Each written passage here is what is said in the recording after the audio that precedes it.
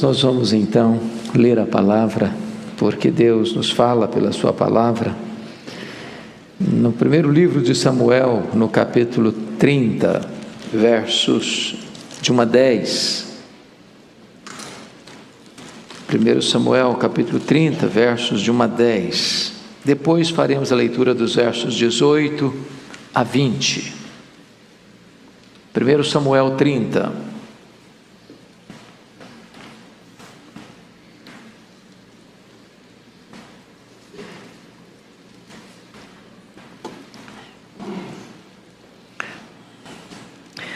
Sucedeu, pois, que chegando Davi e os seus homens ao terceiro dia a Ziclague, já os amalequitas tinham dado com ímpeto contra o sul e Ziclague, e a esta ferido e queimado. Tinham levado cativas as mulheres que lá se achavam, porém a ninguém mataram, nem pequenos, nem grandes. Então somente os levaram consigo e foram seu caminho. Davi e os seus homens vieram à cidade, e ela queimada, e suas mulheres, seus filhos e suas filhas eram levados cativos. Então Davi e o povo que se achava com ele ergueram uma voz e choraram até não terem mais forças para chorar. Também as duas mulheres de Davi foram levadas cativas, Ainoã, a jezreelita, e Abigail, a viúva de Nabal, o carmelita.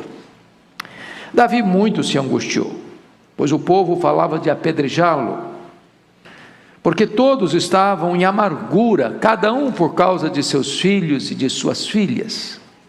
Porém Davi se reanimou no Senhor seu Deus. Disse Davi a Abiatar, o sacerdote, filho de Aimeleque: traze-me aqui a estola sacerdotal. E Abiatar a trouxe a Davi.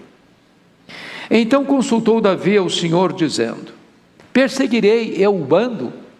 Alcançá-lo-ei? Respondeu-lhe o Senhor: persegue-o, porque de fato o alcançarás e tudo libertarás. Partiu, pois, Davi, ele e os 600 homens que com ele se achavam, e chegaram ao ribeiro de Besor, onde os retardatários ficaram. Davi, porém, e 400 homens continuaram a perseguição, pois que 200 ficaram atrás, por não poderem, de cansados que estavam, passar o ribeiro de Besor. Verso 18. Assim Davi salvou tudo quanto haviam tomado os amalequitas, também salvou as suas duas mulheres, não lhes faltou coisa alguma, nem pequena, nem grande, nem os filhos, nem as filhas, nem o despojo, nada do que lhes haviam tomado, tudo Davi tornou a trazer. Também tomou Davi todas as ovelhas e o gado, e o levaram diante de Davi, e diziam: este é o despojo de Davi. Amém. Eu quero pensar com vocês hoje sobre o seguinte tema: tomando de volta o que o inimigo levou. Esse texto retrata uma grande crise familiar. O sogro quer matar o genro. O sogro é Saul, o genro é Davi. O sogro é rei, o genro será o sucessor do rei. O sogro está louco e atira lanças, e o genro não tem mais para onde fugir. Cidades, vilas, aldeias, desertos, cavernas, ele não consegue mais escapar das mãos carrascas de um homem que está dominado por ciúmes e até por demônios. Então diz a Bíblia que Davi busca abrigo e asilo político em território filisteu, os arqui-inimigos de Israel, e encontra graça diante do rei filisteu, o rei Aquis, vindo ele a ser inclusive escudeiro do rei filisteu. O rei inclusive designa a cidade de Ziclague como a sua cidade refúgio para Davi e os 600 homens que o acompanhavam com as suas respectivas famílias ficarem. Nesse ínterim, diz a Bíblia, que o rei Aquis declara guerra contra Israel e marcha com o seu exército para enfrentar Saul e os seus soldados. E Davi caminha como escudeiro do rei filisteu.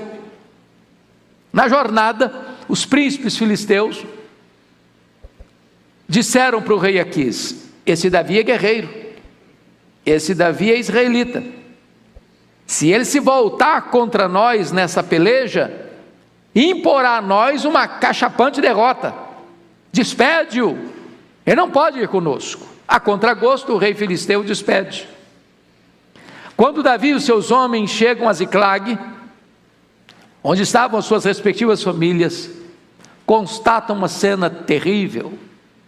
A cidade tinha sido atacada pelos terroristas do deserto, os amalequitas. Os amalequitas tinham queimado a cidade, tinham ferido a cidade, tinham levado os cativos, as mulheres, os filhos, as filhas, os rebanhos, deixando um grande rastro de destruição. Quando Davi e seus homens olham aquela cena amarga, dolorosa, eles choraram até não terem mais forças para chorar. Davi muito se angustiou, pois os seus aliados, tão fiéis, se voltam contra ele para matá-lo. Diz a Escritura, entretanto, que Davi se reanimou no Senhor seu Deus, e clamou a Deus em oração, e fez duas perguntas emblemáticas: perseguirei eu o bando? Alcançá-lo-ei? E Deus respondeu para Davi: persegue, Davi, porque tudo que o inimigo tomou de você, você vai trazer de volta. Davi foi, Davi lutou, Davi venceu. Davi trouxe tudo de volta: as coisas grandes, as coisas pequenas, os filhos, as filhas, as mulheres, os rebanhos, tudo Davi tornou a trazer. Este episódio, irmãos, enseja-nos algumas lições que passo a descrever. Aqui está uma espécie de representação do ataque do inimigo à nossa vida, à nossa família. Talvez em nenhum tempo da história a família foi tão atingida, foi tão atacada por forças claras e ocultas, por forças humanas e demoníacas, por forças visíveis e invisíveis, por todo canto. Há um empenho deliberado para se desconstruir a família, para se minar o alicerce da família, para se confundir o que é família na mente das pessoas. E eu queria que você, com a Bíblia aberta comigo nesta passagem, pudéssemos identificar quais são as estratégias do inimigo quando vem para atacar a família. Em primeiro lugar, veja o verso 1 comigo. Está escrito: já os amalequitas tinham dado com ímpeto contra o Ziclag. Grife essa palavra ímpeto. Com violência, com força, com determinação, de forma acachapante e avassaladora. O inimigo não está brincando. Ele veio para roubar, para matar, para destruir. E há muitas famílias, meus amados, que estão sendo vítimas desse ataque frontal, avassalador do inimigo. Há muitas famílias que estão sendo, na verdade, destruídas por esse ataque.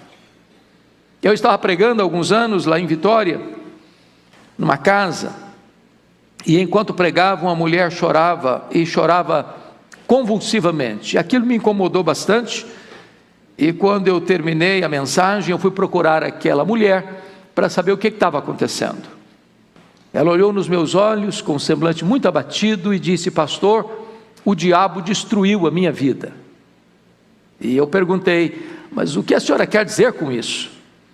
Ela me respondeu: eu tinha uma família, meu marido, meus 2 filhos, um bom apartamento, um bom salário, mas não tinha paz na nossa casa. Havia um nevoeiro denso, uma escuridão, como que uma nuvem escura pairando sobre a nossa casa. A nossa casa nunca teve paz. E ela me disse que um dia acordou assustada, com o grito desesperador dos filhos, e ela levanta assustada e não vê o marido do seu lado. Ela correu na direção do quarto, a porta estava trancada. Ela chamou, ninguém atendeu. Ela bateu a porta, a porta não se abriu. Ela arrombou a porta e se deparou com um quadro horrível. O seu marido estava apunhalando seus filhos. E quando ela entrou no quarto, o marido enterrou o punhal no seu próprio peito e caiu ensanguentado sobre os corpos dos seus filhos. Ela me disse: pastor, eu levei toda a minha família para o cemitério. O diabo destruiu a minha vida. Quantas famílias que estão sendo esmagadas por esse ataque implacável do inimigo. Mas notem comigo, em segundo lugar, que quando o inimigo vem para atingir, ele tem uma segunda estratégia. O verso 1 diz que feriram e queimaram a cidade. Você queima estruturas e você fere pessoas. Há aqui um prejuízo financeiro, destruído pelo fogo. E aqui um prejuízo emocional, pessoas feridas.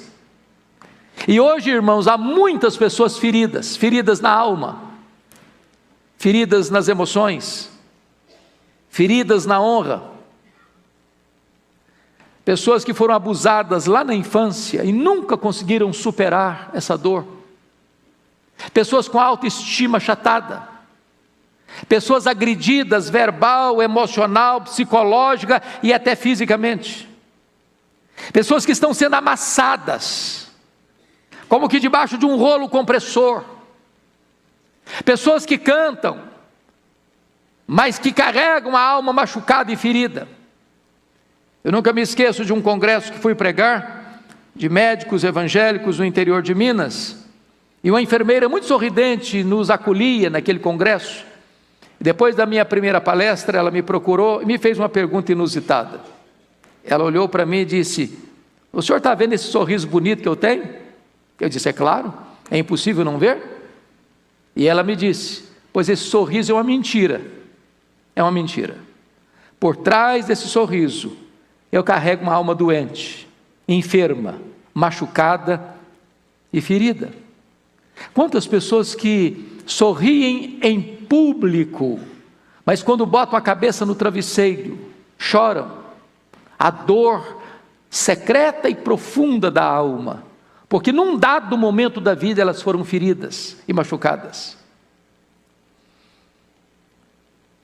Eu estava um dia no meu gabinete pastoral, lá em Vitória, e um irmão da igreja muito querido disse assim para mim: pastor Hernandes, eu preciso muito que o senhor visite a minha mãe. O senhor não conhece a minha mãe tem quase 80 anos, eu sou o filho mais velho, e desde que eu me entendo por gente, a minha mãe sempre foi uma mulher depressiva, triste, muito triste. Já levamos para todo tipo de médico, de psicólogo, de psiquiatra, já fez todo tipo de exame que o senhor possa imaginar. Nunca ninguém diagnosticou a causa da tristeza do seu coração. O senhor podia orar por ela? Eu disse: eu vou. E eu chego naquela casa e lá estava aquela senhora de quase 80 anos assentada num sofá, com o seu semblante abatido, com o seu olhar distante. E eu comecei a conversar com ela. E lá pelas tantas, por graça de Deus, ela disse assim para os seus filhos que estavam presentes: eu quero ficar sozinho com o pastor. Quando eu fiquei sozinho com ela, ela olhou nos meus olhos e me disse assim: pastor Hernandes, eu sofro há 60 anos. Há 60 anos. E eu disse: o que houve? Ela me respondeu: eu traí o meu noivo. Ele nunca ficou sabendo. Eu já sou viúva há muitos anos, mas aquele pecado que eu cometi está tão vivo na minha memória nesses 60 anos, como se eu tivesse cometido hoje de manhã. Eu não tenho paz. Eu vivo numa masmorra emocional. Eu vivo num pelourinho sendo açoitada todo dia, pelo chicote da culpa. Eu vivo num tormento. Eu não tenho paz. Eu confesso a vocês que eu chorei naquele dia com aquela mulher, por perceber como o diabo havia ferido aquela mulher durante 60 anos, mantendo-a numa prisão, com algemas invisíveis. E eu falei para ela da graça de Deus, eu falei para ela do sangue do Cordeiro, eu falei para ela do perdão de Deus, E naquela tarde, aquela mulher de quase 80 anos se rendeu aos pés do Salvador. O brilho voltou no seu rosto, a alegria estampou na sua face. Eu tive o privilégio de discipulá-la, de batizá-la e de acompanhá-la quase 10 anos, quando o Senhor então a chamou para a sua glória. Mas estava ferida há 60 anos. Notem comigo, nos versos 2 e 3, que quando o inimigo vem para atacar, o principal alvo dele é a família. Alvin Toffler disse num dos seus livros, e eu penso que com razão, que o maior problema do mundo, hoje, se fosse hoje, eu poderia dizer isso, ele disse algumas coisas do tempo dele, não é a epidemia, ou a pandemia. O maior problema hoje não é a guerra. O maior problema hoje não é o problema econômico. O maior problema hoje não é o problema social. O maior problema é o problema da família. Porque se você desarticula a família, você desarticula a igreja. Se você desarticula a família, você destrói a base da nação. Não tem igreja forte com famílias doentes. Não tem igreja saudável com famílias enfermas. Não tem nação forte com famílias fragilizadas. E se você perceber no verso 2, está escrito, tinham levado cativas as mulheres que lá se achavam. E no verso 3, a parte B diz, as suas mulheres, seus filhos e suas filhas eram levados cativos. Eu pergunto a você, que marido está bem, sabendo que a sua mulher está prisioneira? Que mulher está bem, sabendo que o seu marido está cativo? Que pai e que mãe estão bem, sabendo que seus filhos, suas filhas estão prisioneiros, cativos nas mãos do inimigo? Há muitas prisões hoje, irmãos, prisões ideológicas, prisões por causa do vício, de hábitos, pornografia, impureza, lascívia, inveja, mágoa, vaidade, soberba. São muitos os laços, o cipoal é muito grande, que amarra, que prende, que sufoca, que tira a alegria da família. Há muitas pessoas hoje que na verdade estão nas mãos do inimigo. Um dia um senhor da igreja me procurou, ele lidava com música na igreja, e me disse algo que me chocou muito. Para mim era um padrão de exemplo de vida cristã, de vida familiar bonita. Ele me disse assim: pastor Hernandes, eu estou comunicando ao senhor que eu estou largando a igreja, estou abandonando meu ministério de música, estou abandonando a minha mulher, estou abandonando minhas 2 filhas, eu conheci outra mulher e quero viver uma aventura com ela. Eu falei tudo que eu sabia, tudo que eu podia falar para aquele homem, eu falei, caiu em ouvidos surdos, como se falasse para uma parede. Ele abandonou a sua família e foi morar com essa mulher, que tinha práticas umbandistas e muito ativa na Umbanda. Algumas vezes eu fui visitá-lo, e via despacho aos demônios na sua sala. Chegou a ponto de ir a cemitério à meia-noite fazer despacho aos demônios. Tudo que eu falava para ele não adiantava nada. Um dia eu contei para ele uma experiência que tive na África do Sul. Os Zulus têm uma prática muito curiosa. Quando um rapaz vai começar a namorar uma menina, ele dá para essa menina um lenço branco. Enquanto o namoro durar, a menina retém o lenço branco. Se o namoro terminar, a menina precisa devolver o lenço branco para ele. Nós estávamos na missão Quacisabando quando aconteceu um fato de uma menina ser abusada pelo ex-namorado. A família levou o caso às autoridades e a primeira pergunta que fizeram para a moça foi esta: você devolveu o lenço branco? Ela disse não. Responderam: então não podemos fazer nada, é a nossa cultura. Eu disse para aquele homem: você precisa devolver o lenço branco. Passaram-se algumas semanas, o telefone tocou, era ele, e ele me disse assim: pastor Hernandes, corra na minha casa, eu quero devolver o lenço branco. Eu corri para lá. Poucas vezes na vida eu vi uma cena dessa, pastor Ivan. Ele estava sentado na minha frente, e esse homem começa a tremer da cabeça aos pés. Esse homem começa a suar a roupa, a ponto da roupa dele ficar encharcada. E eu sabia o nível da luta, da batalha espiritual que ele estava travando. E eu perguntei: você está pronto para devolver o lenço branco? Ele disse: pastor, eu preciso. Eu disse: então você vai trazer uma caixa, e tudo que tiver de feitiçaria dentro dessa casa, você vai botar dentro dessa caixa. E ele começou a trazer velas, aventais, patuás, correntes, e encheu aquela caixa de toda aquela quinquilharia. Peguei aquela caixa, levei para o quintal, joguei 1 litro de álcool em aqueles objetos, e eu disse: agora nós vamos queimar essas coisas, como um símbolo de rompimento com essas práticas, como aconteceu lá em Éfeso, quando Paulo pregou e os feiticeiros convertidos queimaram os seus livros de magia em praça pública. Ele riscou o palito de fósforo, não pegou fogo. Ele riscou o segundo palito de fósforo, não pegou fogo. E esse homem deu uma gargalhada cavernosa e disse: não vai pegar fogo. E eu respondi para ele: vai pegar fogo em nome de Jesus, porque agora quem vai riscar o palito de fósforo sou eu. Quando eu risquei o palito de fósforo, o fogo pulou naquela caixa, e ele deu um grito desesperador e caiu desacordado aos meus pés. Eu clamei pelo nome de Jesus. O Senhor o trouxe à consciência com o coração quebrantado, arrependido, mas estava prisioneiro nas mãos do inimigo. Mas há uma outra artimanha que o inimigo usa. Veja comigo, por favor, o versículo de número 6. Davi muito se angustiou, pois o povo falava de apedrejá-lo, porque todos estavam em amargura de espírito, cada um por seus filhos e suas filhas. A outra artimanha do inimigo é atacar a família, irmãos. O inimigo chega e provoca o problema, machuca, fere, queima, escraviza. E aí o que ele faz? Joga uns contra os outros.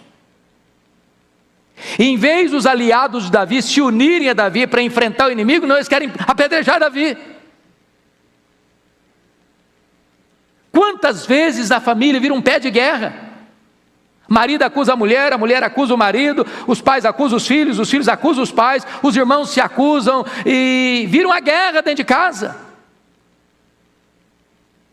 O seu problema não é a sua mulher, o seu problema não é seu marido, o seu problema não é seu pai, o seu problema não é sua mãe, o seu problema não é sua sogra, não é seu sogro, o seu problema não são seus filhos. A nossa luta não é contra carne e sangue, a nossa luta é contra principados e potestades, contra poderes, dominadores deste mundo tenebroso e forças espirituais do mal.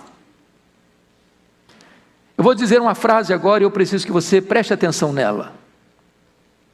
Quando você faz do aliado inimigo, você faz do inimigo aliado.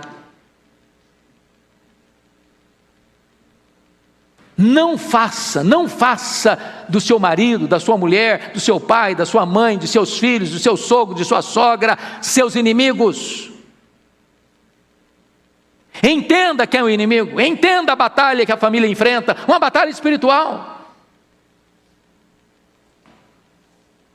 Mas, finalmente, nesta questão de artimanha do inimigo, confira comigo o versículo 16.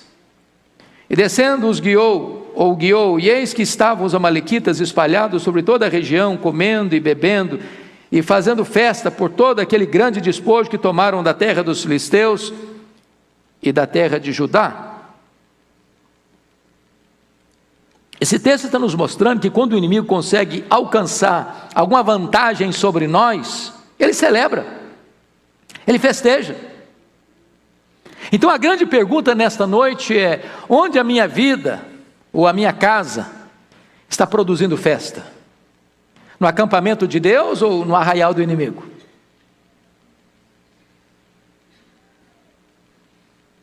Me permita ilustrar. Acho que todos vocês conhecem a história de um dos homens da Bíblia chamado Sansão. Foi o único juiz de Israel que fez carreira solo. O nascimento dele foi um milagre, a vida dele foi um portento, a morte dele foi uma vergonha.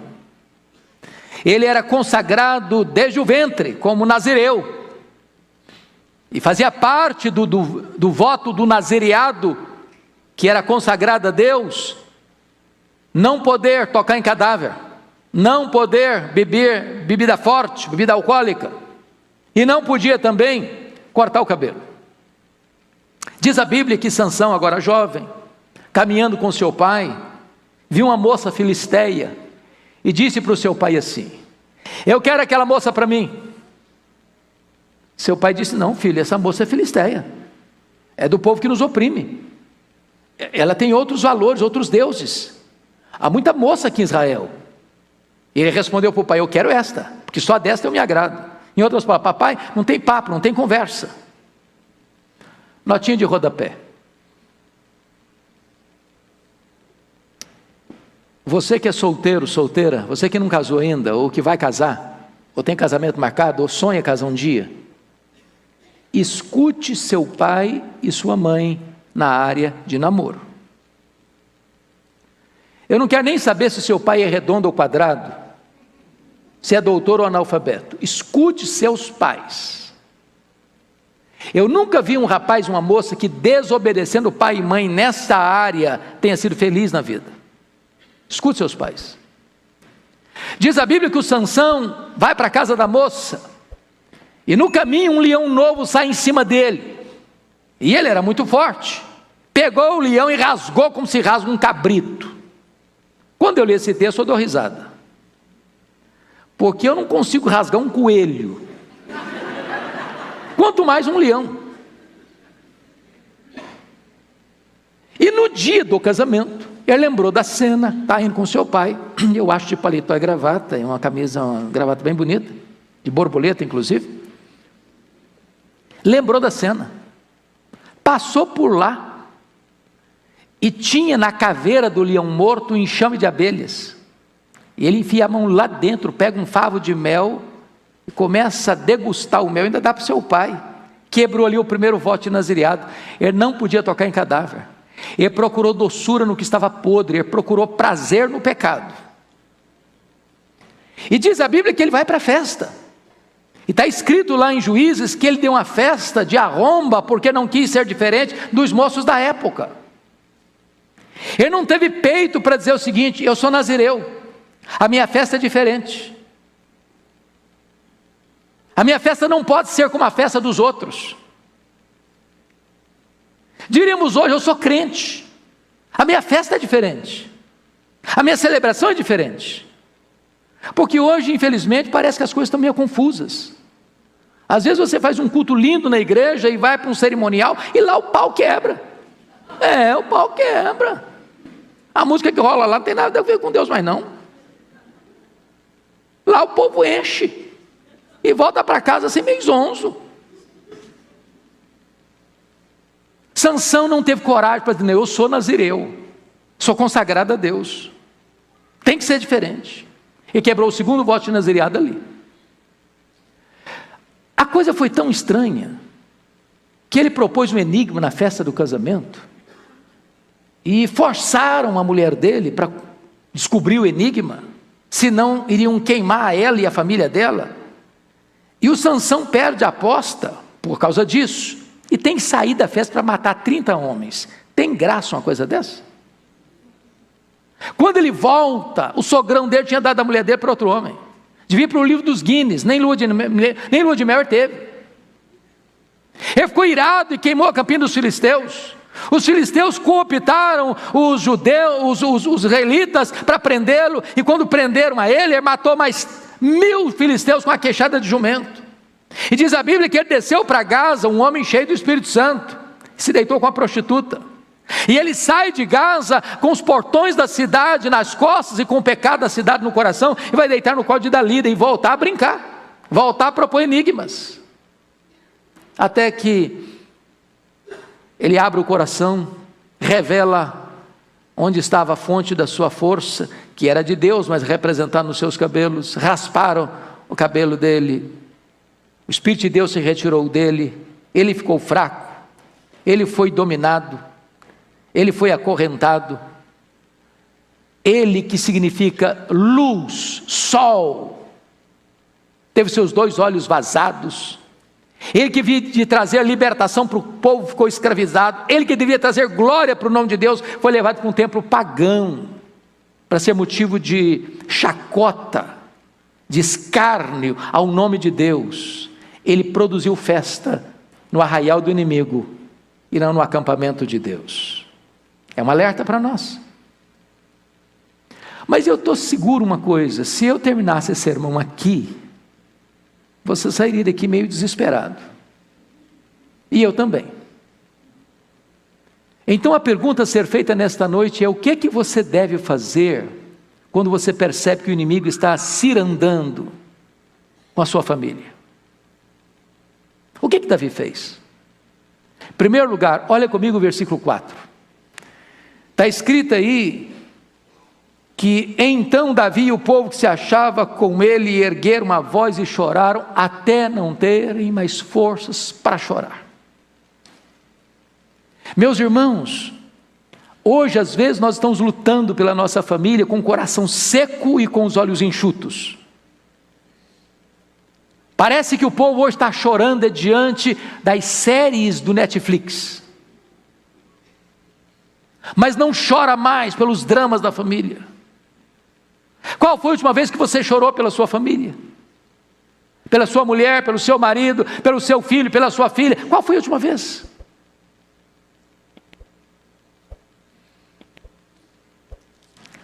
Um dos livros que mais aqueceu o meu coração quando li foi o livro do pastor Tim Cymbala, pastor batista no Brooklyn.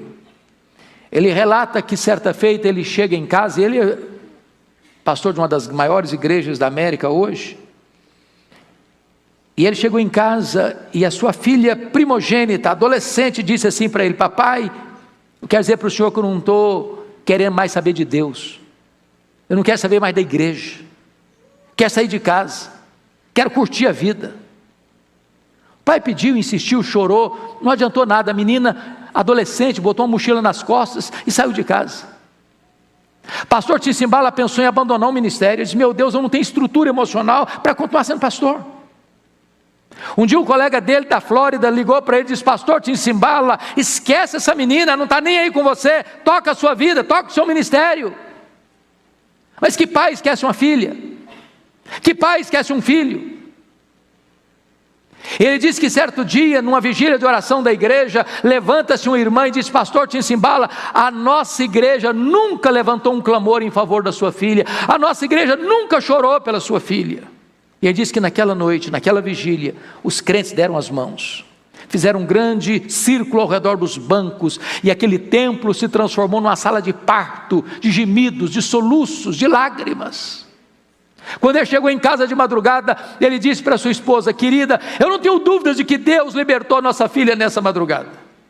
2 dias depois, bem de manhã, a campainha toca, a mãe vai à porta, é a sua filha em lágrimas. Ela entrou correndo para dentro de casa, abraçou o seu pai e disse: papai, me conte por favor, o que aconteceu há 2 dias de madrugada. Eu estava em casa e fui tomada de convicção de pecado, parece que escamas caíram dos meus olhos. Eu quero dizer para o senhor que eu estou de volta para Deus, eu estou de volta para minha família, eu estou de volta para a nossa igreja. Deus libertou a minha vida. Eu quero encorajar você, pai, você, mãe, a não desistir de seus filhos. Você não gerou filhos para a morte, você não gerou filhos para o cativeiro. Seus filhos são herança de Deus, seus filhos são promessa de Deus para você. Então não abra mão de seus filhos, não desista de seus filhos, lute por eles, não os deixe nas mãos do inimigo. Mas veja, em segundo lugar, irmãos, no versículo 6, o que Davi fez. Está escrito que Davi muito se angustiou, pois o povo falava de apedrejá-lo, porque todos estavam em amargura, cada um por causa de seus filhos e de suas filhas. Porém Davi se reanimou no Senhor seu Deus. Eu fico impressionado com esse porém, porque quando diz que Davi se reanimou no Senhor seu Deus, ele não se reanimou porque tinha muita gente do lado dele. Pense você, um pastor de uma igreja de 600 membros, e de repente não tem nenhum membro do lado do pastor. Aliás, todos os 600 membros querem matar o pastor. Eu acho que fosse eu, pastor Ival, eu acho que eu teria desidratado. Ele não se reanimou porque o inimigo era fraco. Ele não se reanimou porque tinha uma estratégia. Ele se reanimou no Senhor seu Deus. Sabe o que significa isso, irmãos? Tem hora que alguém vai dizer para você assim: olha, fuja. Acaba com o seu casamento, esquece seus filhos, você já lutou tanto por eles, já fez tanto por eles, esquece, joga a toalha. Se você se reanimar no Senhor seu Deus, a causa perdida pode ser ganha. O problema insolúvel tem solução. O casamento que parece que está doente demais, não tem mais jeito, tem jeito. O filho que você acha que é motivo das suas lágrimas, vai ser motivo das suas alegrias. Então, reanime-se no Senhor, seu Deus. Deus é poderoso para virar a mesa e reverter esse placar do jogo na sua história. A terceira coisa que me impressiona aqui de Davi, está nos versículos 7 e 8. Você percebe que quando Davi se reanima, ele não se reanima com bravatas, não é discussão, não é argumento, porque às vezes a gente quer ganhar determinadas batalhas dentro de casa com argumentos, ou com bravatas, ou com ameaças, ou com chantagens, ou até mesmo em pugnas legais, nos tribunais. Há determinados nós na nossa casa, meus irmãos, que só vão ser desatados com oração. Não adianta usar armas carnais, temos que usar armas espirituais poderosas em Deus para destruir fortalezas e anular sofismas. E é curioso que a pergunta do Davi, a oração do Davi é uma das mais curtas da Bíblia. É uma oração que consiste em apenas 2 perguntas. Se fosse hoje nós diríamos: oh Deus, perseguirei eu o bando, alcançá-lo-ei, em nome de Jesus, amém. Só isso. Mas traduzindo a oração dele, sabe o que ele está orando? Sabe o que ele está pedindo? Deus, eu estou levando de goleada do inimigo. Eu vou aceitar passivamente a decretação da derrota ou eu vou reagir? E Deus responde para Davi: reage, Davi, reage, porque tudo que o inimigo tomou de você, você vai trazer de volta. Eu quero encorajar você, meu amado irmão, a lutar pela sua família, a orar pela sua família, a jejuar pela sua família, a chorar pela sua família, mas não desistir. Lute. E note o que Deus está prometendo a você. O que Deus está prometendo a você é vitória e não ausência de luta. O que Deus está prometendo para você é chegada certa e não caminhada fácil. É por isso que a Bíblia diz que 200 ficaram para trás de cansados que estavam. Mas se você tem a promessa, você não vai recuar, você não vai desistir, você vai avançar e você não vai aceitar nada menos do que a vitória completa na sua vida e na sua família. A Bíblia diz que Davi foi, que Davi lutou, que Davi venceu, que Davi tomou de volta os filhos, as filhas, as mulheres, as coisas grandes, as coisas pequenas, os rebanhos. Não ficou nada nas mãos do inimigo, tudo Davi tornou a trazer de volta. A pergunta que eu faço a você nesta noite é esta: o que é que você já teve na sua vida, no seu casamento, na sua casa, que foi tomado de você? A alegria? O diálogo, o afeto, o romantismo, o abraço, a reunião ao redor da mesa, bom bate-papo, as boas gargalhadas, a leitura da Bíblia, a oração, o culto doméstico. O que é que você hoje precisa tomar de volta? Eu queria encerrar esta mensagem remetendo vocês ao livro de Êxodo, porque penso que a exposição que o pastor Ival está fazendo de Êxodo agora representa, à luz da Bíblia, talvez o livro de maior nível de batalha espiritual da Bíblia. Faraó é um símbolo do diabo, o Egito é um símbolo do mundo, a escravidão é um símbolo do pecado, o Êxodo é um símbolo da redenção. Mas quando Israel estava para sair do Egito, Faraó tentou reter o povo lá usando 4 artifícios. O primeiro deles está lá no capítulo 8, versículo 25. Vocês querem sair? Não precisa. Querem adorar a Deus? Tudo bem, adorem a Deus no Egito mesmo. Você quer ser crente? Você quer ser presbiteriano?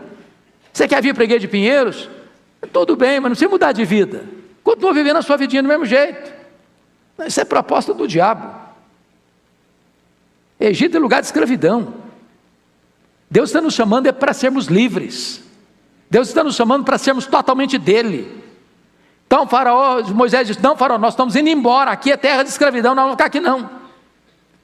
Aí o Faraó partiu para a segunda proposta, capítulo 8, versículo 28. Tá bom, vocês podem ir embora, mas não vai muito longe não.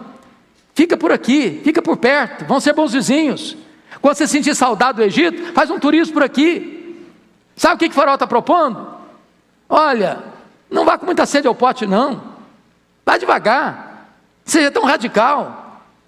Vamos dividir esse negócio meio a meio, um pé lá, outro cá. É a ideia de que você pode ser crente e ser mundano ao mesmo tempo. Você pode vir para o culto e para a balada ao mesmo tempo. Você pode ser crente e viver como uma pessoa que nunca conheceu a Deus do mesmo jeito. Moisés disse, não, nós não vamos ficar nas cercanias, não, nós vamos embora, é para Canaã que nós estamos indo, e nós estamos indo para a terra prometida, não é aqui não. Aí o Faraó partiu para a terceira proposta, está lá no capítulo 10, versos 10 e 11, tá bom, vocês de cabecinha branca podem ir embora, os filhos ficam, a juventude fica, vocês servem a Deus, os filhos de vocês servem ao Egito. Tem muita gente hoje, irmãos, enganada com essa sutileza, achando que jovem tem que curtir o mundo, tem que experimentar o mundo, tem que viver o mundo. Eu quero dizer para você que o lugar de jovem curtir a vida é na casa de Deus, é na presença de Deus, é na presença de Deus que tem plenitude e alegria. Eu nunca me esqueço, um dia eu fui convidado para dar pregar numa igreja, pastor Ival, e o senhor sabe disso, eu tenho uma imensa dificuldade, dentre tantas que eu tenho. Se você me convidar para pregar e me der um tema, eu fico perdido. Eu não sei lidar com tema. Então, me convidaram para falar, era num grupo de jovens, era um trabalho da juventude, me deram um tema, santidade. E eu cheguei lá e preguei. Achei até que tinha sido bem no meu sermão, sabe? Quando eu terminei de pregar, um grupo de jovens me toma pelo braço, me leva numa sala, trancaram a porta. E o líder do jovem botou o dedo no meu nariz e disse, o senhor é um homem retrógrado, o senhor é um quadrado, o senhor está pensando o quê? Nós somos jovens universitários. Qual o problema de ir na balada? Qual o problema da gente tomar nossa cervejinha no sábado à tarde? De ir para a boate? Ué, a juventude passa. Domingo nós estamos na igreja, estamos engajados. E eu quase apanhei daqueles moços. Eu me senti acuado. Eu falei, olha, bom, primeiro vocês me convidaram, e segundo eu estou indo embora. Estou indo embora. Já estou pronto para sair, com o cajado na mão. Mas antes de ir embora, eu preciso dizer duas coisinhas para vocês. Primeiro, 1 Coríntios 10, 31. Portanto, quer comais, quer bebais, quer façais qualquer outra coisa, fazei tudo para a glória de Deus. Eu disse, vocês querem ir para a boate? Querem encher a cara? Pode ir. Só um detalhe, tem que ser para a glória de Deus.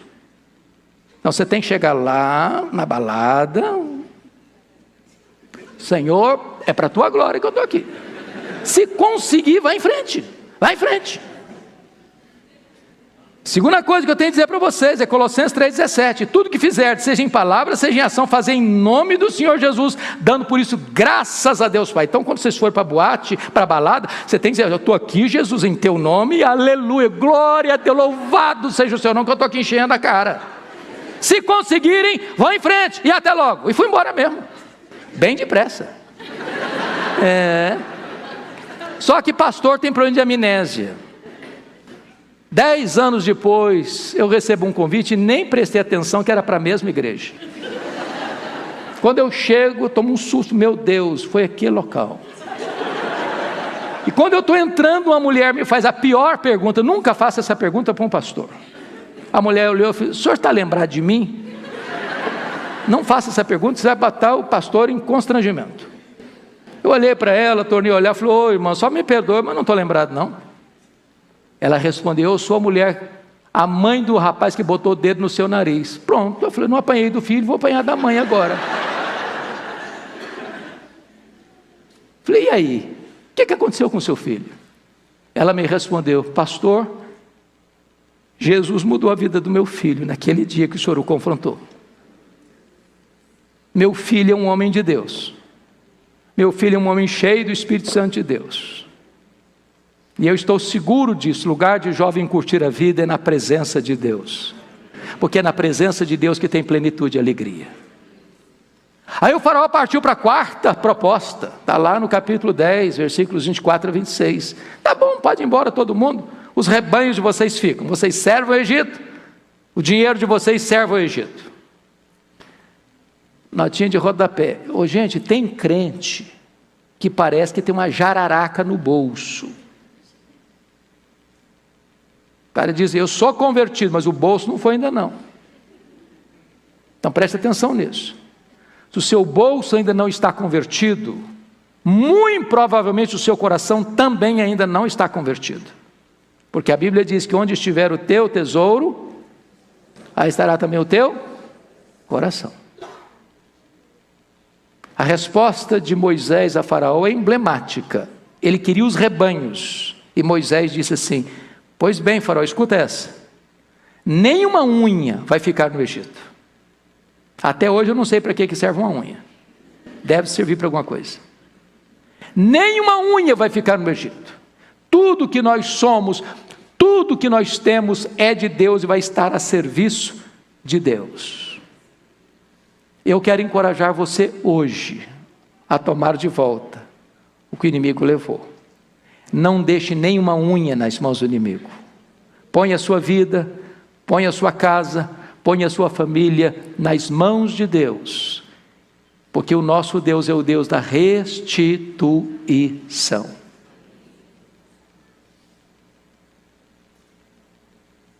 Eu quero orar por você hoje. Quero orar pela sua família hoje. Tem alguém precisando de uma intervenção de Deus na sua casa hoje? Eu sei que nós não temos espaço. Mas se você hoje precisa de uma intervenção de Deus na sua casa, na sua vida, na sua família, no seu casamento, nos seus filhos, você quer um milagre de Deus hoje na sua casa, um fato que você diz, eu preciso de um milagre na minha casa, eu queria que onde você estiver, você se colocasse em pé e nós vamos orar.